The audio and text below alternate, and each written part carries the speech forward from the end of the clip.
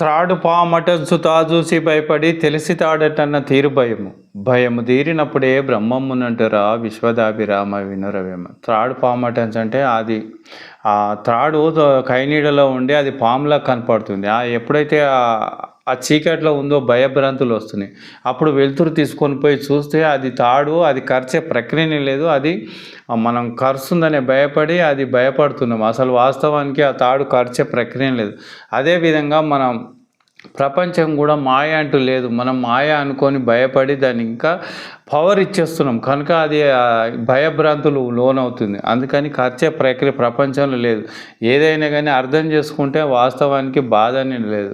బాధను ఇంకా మనము తెలుసుకోకుండా బాధపడి ఇష్టానుసారంగా ఇంకా దానికి పవర్ ఇచ్చేసి ఆందోళనకు గురి అవుతున్నాం. సుఖ దుఃఖాలకు నిలయం అవుతుంది. అసలు వాస్తవానికి కరిచే ప్రక్రియనే లేదు. ప్రపంచంలో మాయ అంటూ